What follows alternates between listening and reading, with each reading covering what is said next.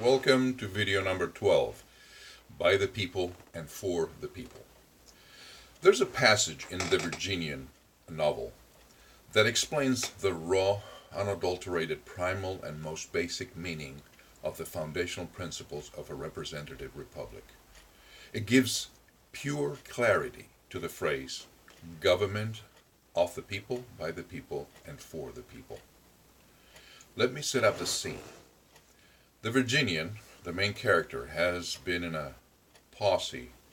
charge of a posse, that captured and executed without a trial a couple of cattle thieves.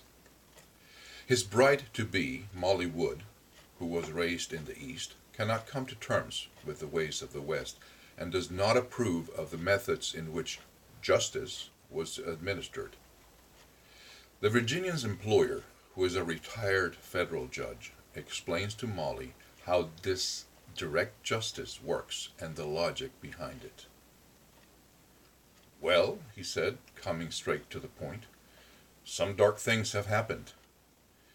And when she made no answer to this, he continued, but you must not misunderstand us.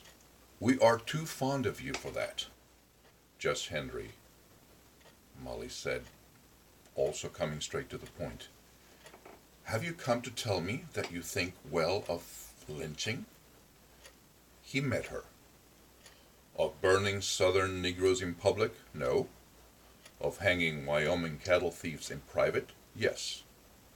You perceive there's a difference, don't you?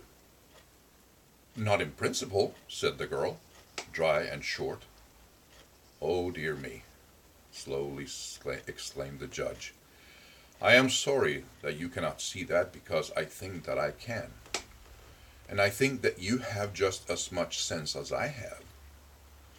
The judge made himself very grave and very good-humored at the same time.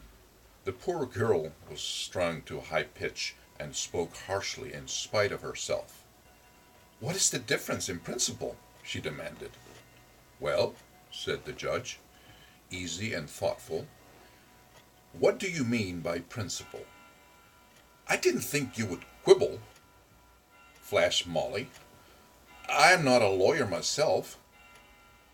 A man less wise than Judge Henry would have smiled at this, and then war would have exploded hopelessly between them, and harm been added to what was going wrong already. But the judge knew that he must give to every word that the girl said now his perfect consideration. I don't mean to quibble, he assured her. I know the trick of escaping from one question by asking another, but I don't want to escape from anything you hold me to answer. If you can show me that I am wrong, I want you to do so. But, and here the judge smiled, I want you to play fair too.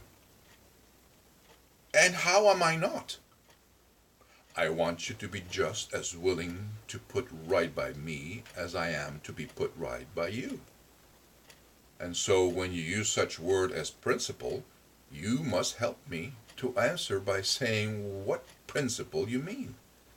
For in all sincerity, I see no likeness, in principle whatever, between burning Southern Negroes in public and hanging Wyoming horse thieves or cattle thieves in private.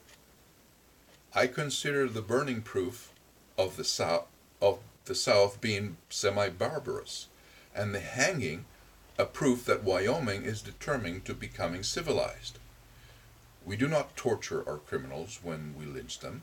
We do not invite spectators to endure their death agony. We put not such hideous disgrace upon the United States. We execute our criminals by the swiftest means and in the quietest way. Do you think the principle is the same? Molly had listened to him with attention. The way is different, she admitted. Only the way. So it seems to me both defy law and order. Ah, but do they both? Now we are getting to the principle. Why, yes, ordinary citizens take the law in their own hands. Ah, the principle at last, exclaimed the judge. Now, Tell me some more things. Out of whose hands do they take the law? The courts. What made the courts? I don't understand. How did there come to be a court? The Constitution. How did they come to be a Constitution? Who made it? Well, the delegates, I suppose. Who made the delegates? I suppose they were elected or appointed or something. And who elected them? Of course, the people elected them. Call them ordinary citizens, said the judge. I like your term. They are where the law comes from, for they choose the delegates who made the Constitution that provided the courts. There's your machinery. These are the hands into which ordinary citizens have put the law. So you see, at best, when they lynch, they only take back what they already had given. Now, we'll take your two cases that you say are the same in principle. I think they are not. For in the South, they take a Negro from jail where he was waiting to be duly hung. The South has never claimed that the law would let him go. But in Wyoming, the law has been letting our cattle thieves go for 2 years. We are in a very bad way, and we are trying to make that way a little better until civilization can reach us. At present, we lie beyond its pale. The courts, or rather the juries into whose hands they have put the law, are not dealing the law. They are withered hands, or rather imitation hands, made for show, with no life in them to grip. They cannot hold a cattle thief. And so, when your ordinary citizen sees this, and sees that he has placed justice in a dead hand, he must take justice back into his own hands, where it once was at the beginning of all things. Call this primitive, if you will, but so far from being a defiance of the law, it is an assertion of it, the fundamental assertion of self-governing men, upon whom our whole social fabric is based. There is your principle, Miss Wood, as I see it. Now, can you help me see anything different? She would not.